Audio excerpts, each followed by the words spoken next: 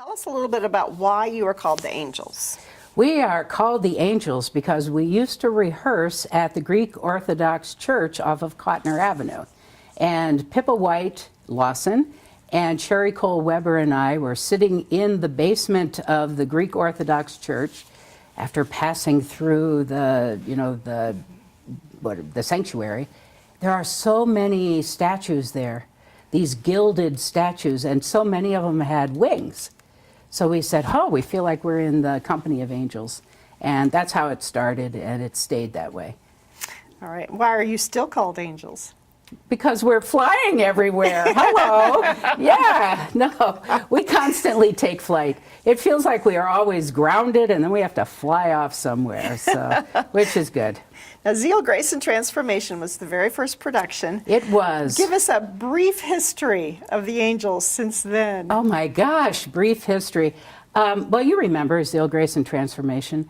We gathered a group of people together, and we had dance and music and theater and storytelling as part of that production.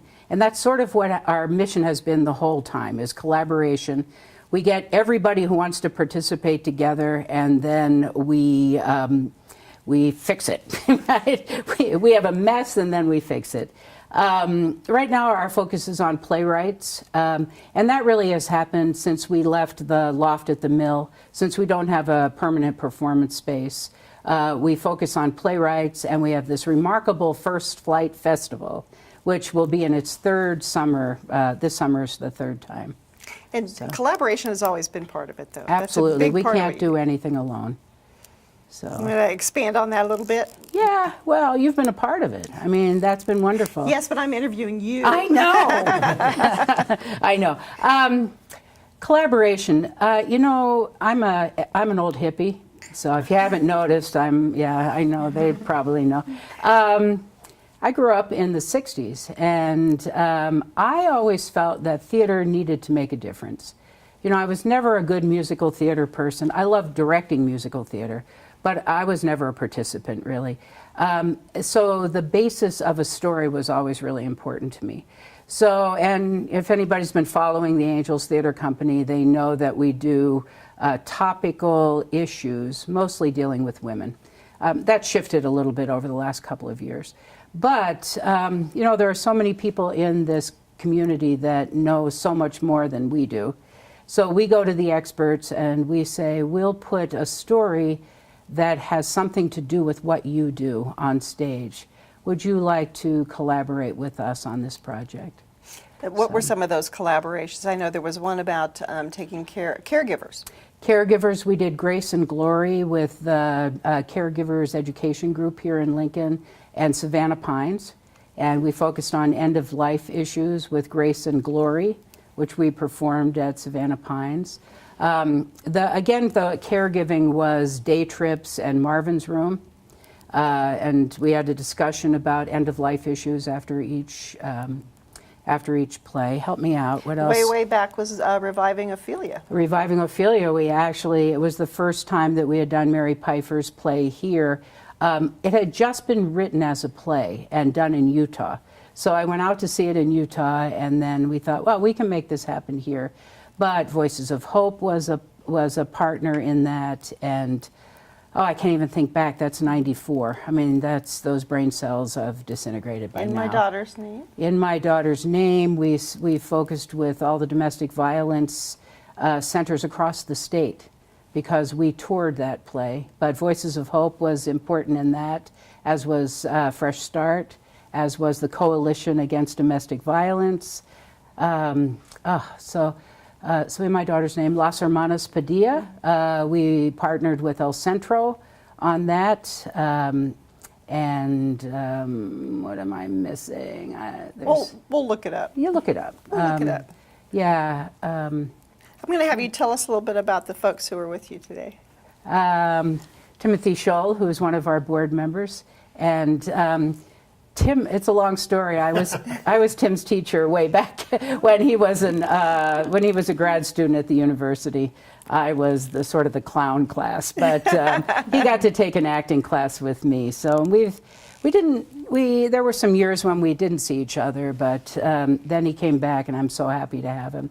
And Bridget Amos on my right is a playwright with our playwriting collective, and we'll actually be producing one of Bridget's plays at the Lead Center next year, in Losing the Ring in the River, which is a play based on Marge Sizer's poetry. So again, a collaboration. Now, I know the lack of a performance space kind of caused a shift in focus, Yep. but were there other things that led up to focusing on the literature of the theater and playwrights? Yeah, we've been doing new work since we started. So for 23 years, we've been doing new work. But, you know, playwrights are solo people. They write in their attics, right? Isn't that right? Yeah, they're at home in their attics. They usually have long hairs growing out of their chin. Wait, that's me. Zeal, Grace, and Transformation was a devised piece, which means we gathered the performers and then created the structure of the piece once we had the performers together. So playwriting has always been of interest to me. And I kind of think that was because I was a 60s kid and theater in the streets was happening all over. And we were constantly retelling stories in a theatrical style. So I don't know, it's in my blood, I guess. But yeah, so playwrights started following us. In 1998, we did a series called, do you remember this, Mondays? It was at the 7th Street Loft, and it was New Work Mondays. So, and we must have had 300 new scripts submitted to us from all over the United States, and we had to pick 6 of them. And it was a reading. We were able to give them a reading. We were able to have a dialogue with the playwright. And Tim knows a lot of contemporary playwrights. So through our Salon Reading series, right, Tim has actually connected us to a couple of the playwrights that he knows. And we've had Skype conversations with them after the reading. So playwrights are our future. So, and, you know, it's good to get out of your attic, isn't it? Yes. Yeah. Get some feedback. Yeah. So, and it's not easy. We have about 25 people who meet at a table every month, once a month.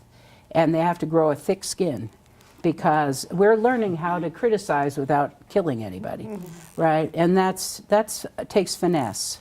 And I think the playwrights are coming with open hearts, and I think they're very happy to be there. They don't always like what we have to say because they hear the play one way in their head, right? But hearing it out loud is just, it's a great step, I think, in getting a play written. We've talked a little bit about the company, but the company I don't think would really be anything without you. What Thank you. people say about you is that you have such a gift for nurturing people and then letting them fly away. Yeah, I don't know.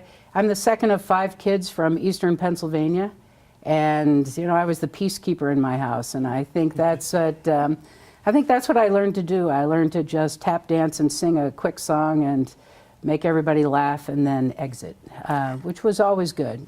So, what do you think is essential to being a nurturer? you know, I'm also an actor. So when I'm an actor, I have my ego on. But when I'm a nurturer, it's not my ego. It's I'm hoping somebody else gets ahead rather than me. So yeah, that's my nurturing gene. Fly off. What are some of the challenges? I know performing space is always a challenge. What have been some of the other challenges that have faced the Angels, continue to face the Angels, and other companies like yours? You know, we had to keep our focus. I have to write a lot of grants, and I stopped writing them for a while because it was just easier to get by on box office, so than writing the grants. Because if you don't have bricks and mortar, your bills are different. I pay for people. You know, any money we get goes to people, and not for. I try to keep the rent as low. I work out of my house, so you know I run 2 nonprofits out of my house, so the overhead's low, But I really like to pay people, even if it's a small stipend for what they do. It really helps if you get something, even to pay your parking tickets. Then you feel like you are valuable. So, $50 is really important. What else has sustained us is, every couple of years people come back or people leave their attic. And I guess I've just been strong enough to stay in the middle so that when they show up, we can just, it's like adhesive. We pull together for a little while and then they go off and, do something else. I used to say it had everything to do with Route 80. So, just as fast as they come in, they can get out of here just as fast. And the university brought a lot of people here, but especially a lot of women who didn't stay because they were here with their partners. So, and off they went into bigger, better things. So I had to say that's not my ego. That's, that's just keeping a theater company together. And I do it pretty simply too. And back to trying to keep my voice, when I write a grant, I try to say it in my own voice and not get into corporate speak, because I'm not good at that.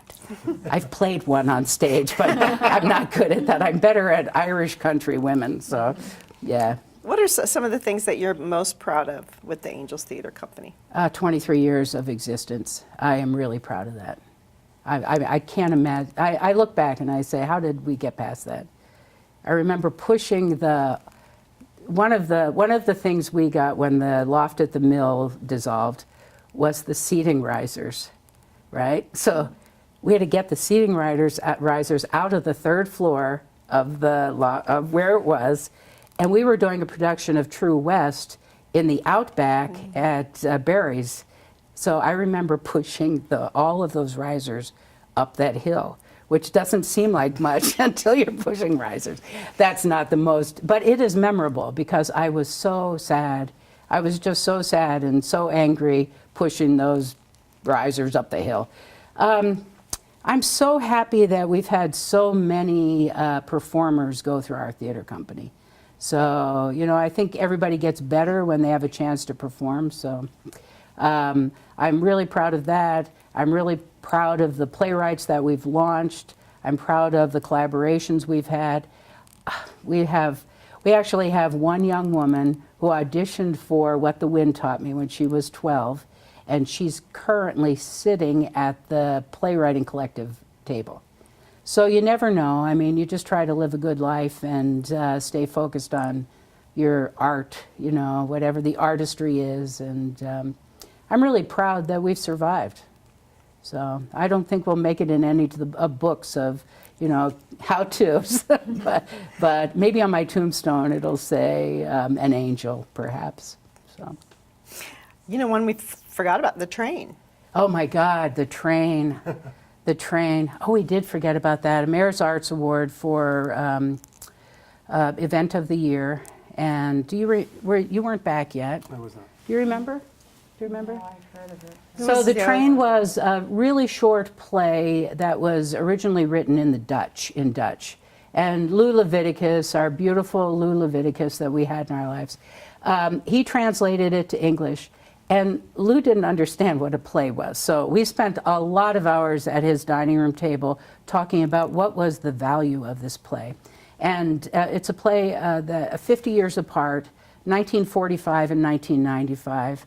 A couple who had fell in love right before the Holocaust. We see them in a cattle car on the way to a camp to be separated. We know they survived because we meet them 50 years later. And it's the first time they had ever talked about it. And that was a collaboration with the then third chair chamber players, but is now Nebraska chamber players. So when we toured this play, we did it at the Carson Theater at the Lead Center.